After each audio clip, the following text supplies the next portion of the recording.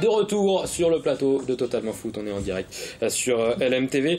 On parlait de la CFA2, mais il n'y a pas que le foot. Messieurs, dans la vie, il y a aussi la Ligue 1. Qui c'est qui dit ça?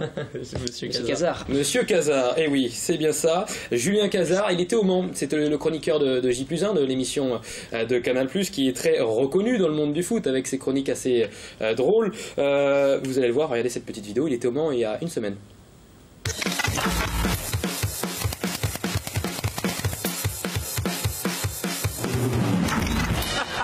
Salut, bienvenue au Mans. Alors pourquoi rendez-vous au Mans? Eh bien parce que c'est exactement équidistant de Lyon et de... J'ai déjà fait, oui non laisse tomber, c'est pas du tout ça. Pourquoi au Mans? Tout simplement parce que je viens acheter mes rillettes. Eh ben oui, j'achète mes rillettes au Mans, hein. Oui ben oui, excusez-moi, j'aime bien le terroir. J'achète mes rillettes au Mans, j'achète ma moutarde à Dijon, j'achète mes pneus à Clermont-Ferrand et j'achète mes petits mecs en slip à Marrakech, comme tout le monde. Et ça c'est bon. Voilà, Julien Cazard qui aurait dû venir au match, pourquoi pas, on l'invitera pour la prochaine fois, Julien National. Et samedi en plus, on a pensé à lui. On a vu une petite séquence de jeu pendant le match. Alors le match pour moi était beau, peut-être pas pour Maxime Bonhomet évidemment, mais regardez cette petite séquence, on peut la faire à la Julien Cazard, hein, regardez. Là ça commence sur le côté droit, là Charlie Briand, je vous sens bien là, paf, allez premier brin, le deuxième.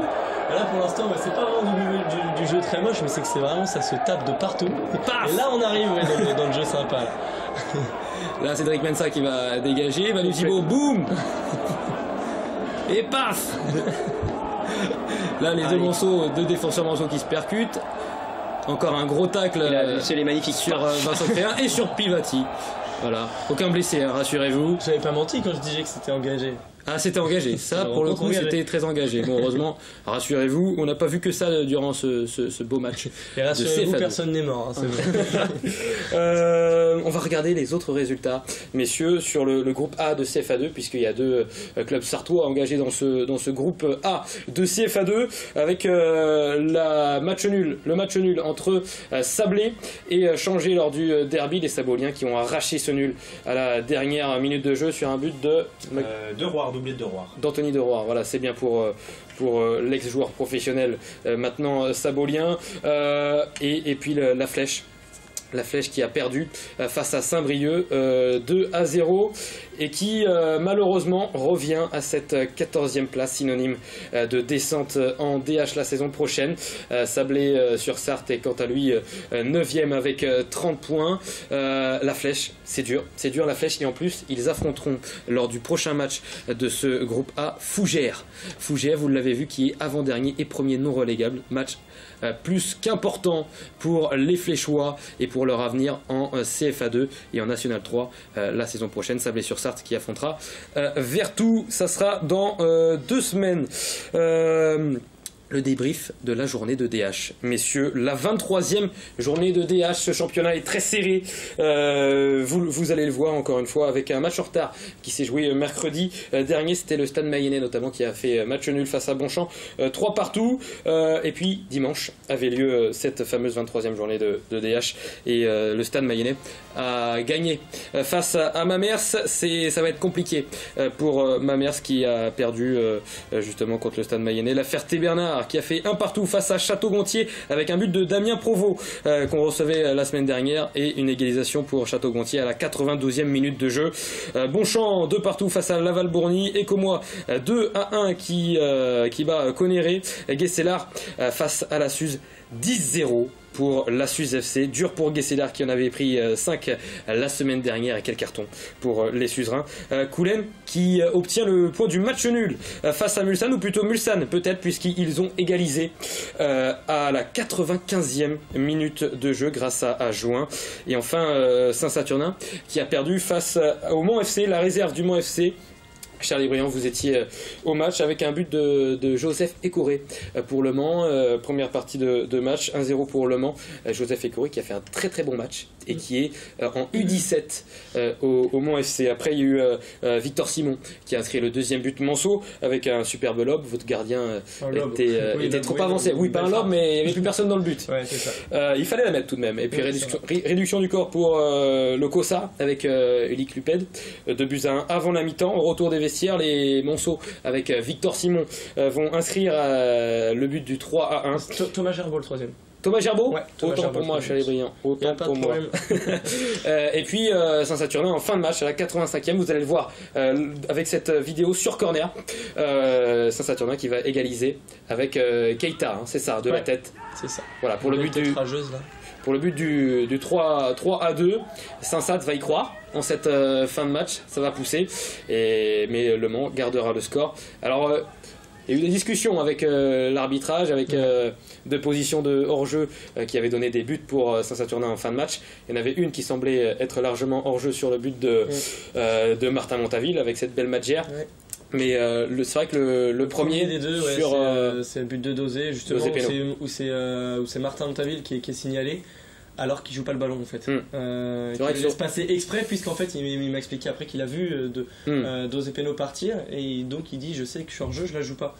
Ouais. Et c'est vrai que sur ce point-là, c'est peut-être discutable. Et puis un penalty provoqué, enfin il a tenté Antoine Séché de provoquer un penalty en fin de match.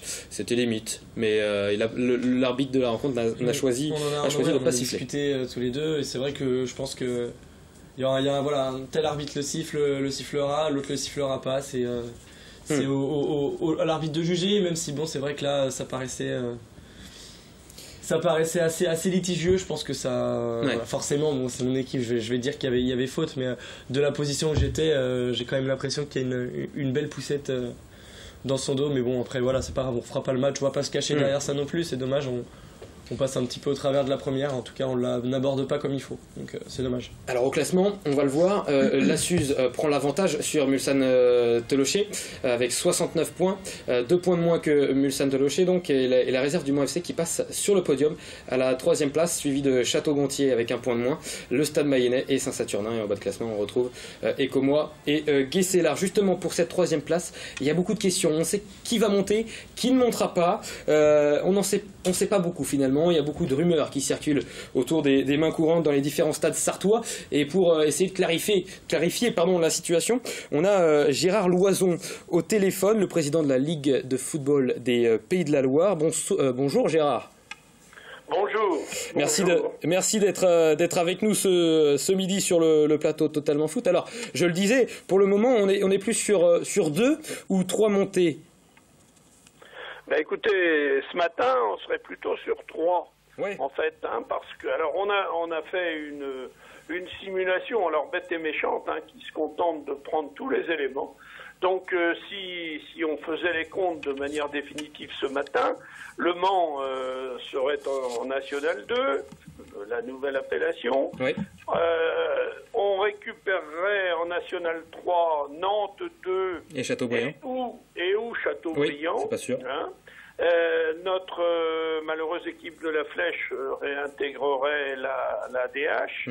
Et donc, en l'état actuel, la future N3 verrait au moins 6 montées, donc 3 du Maine et 3 de l'ex-territoire atlantique. Oui. Alors, en l'état actuel, maintenant, il y a quand même pas mal d'inconnus, notamment le sort du Mans, qui est une équipe P et qui obéit à des règles particulières. Donc il faudra vérifier qu'elles sont toujours existantes.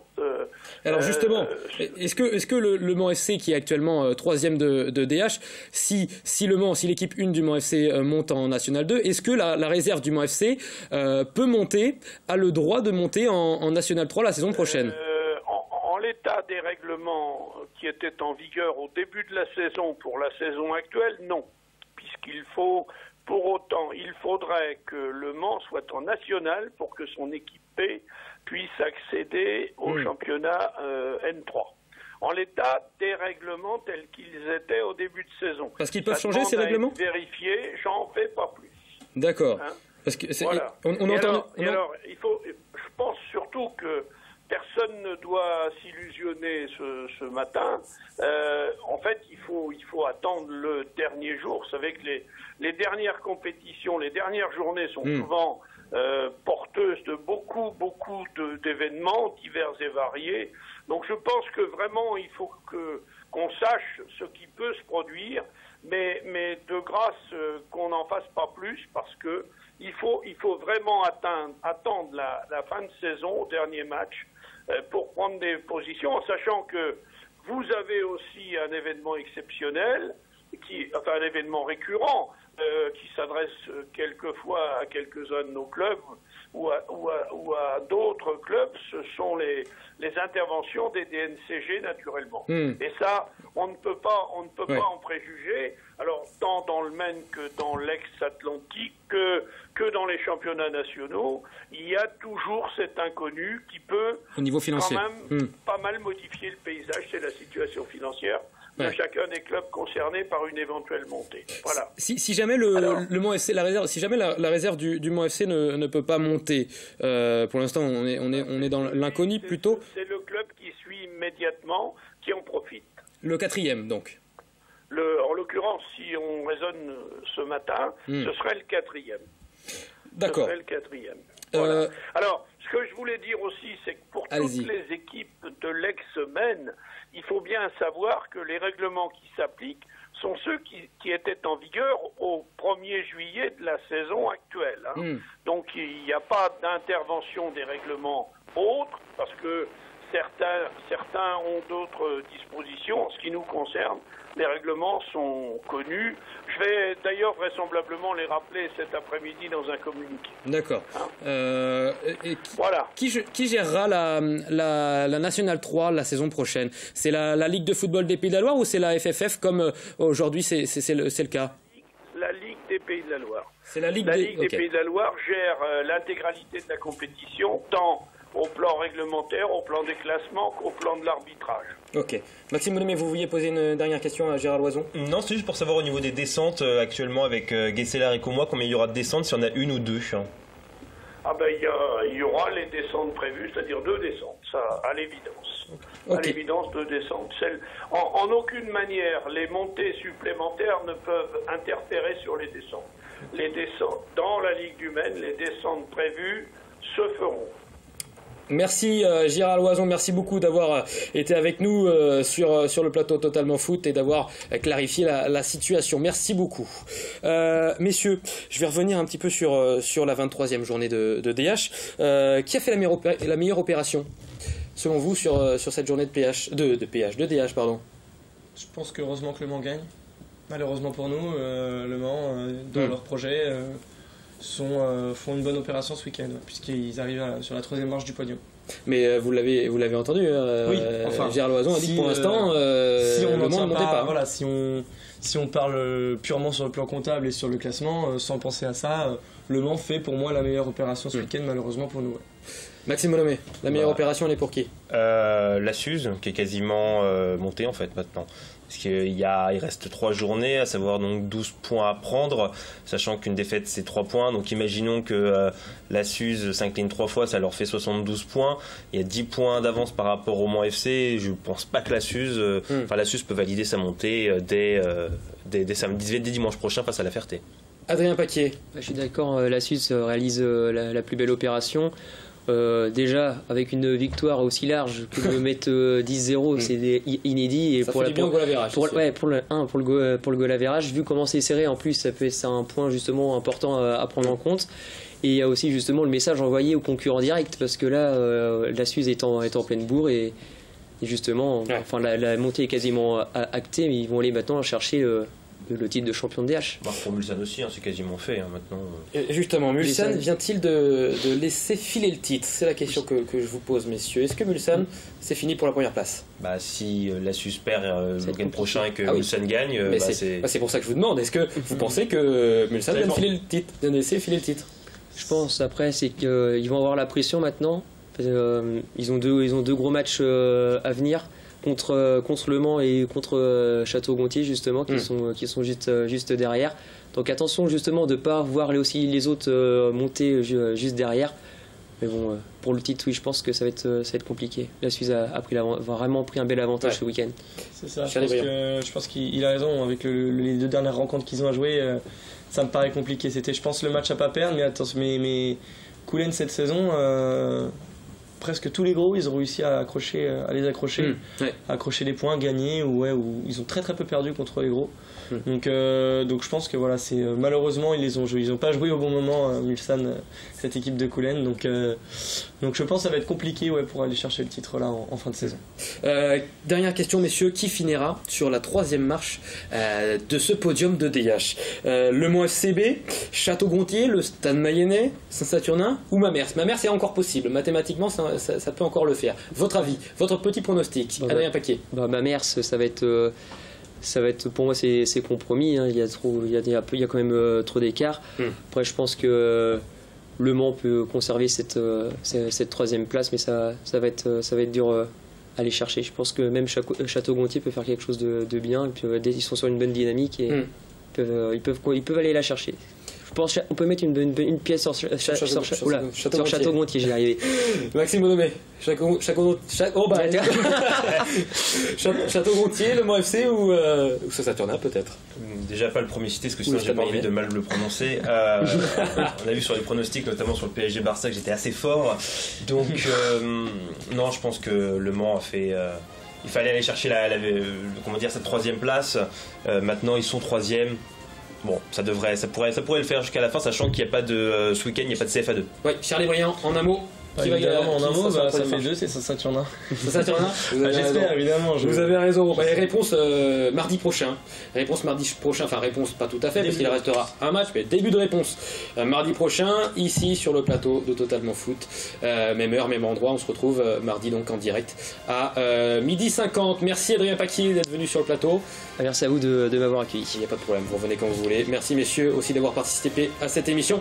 Et à la semaine prochaine sur LMTV.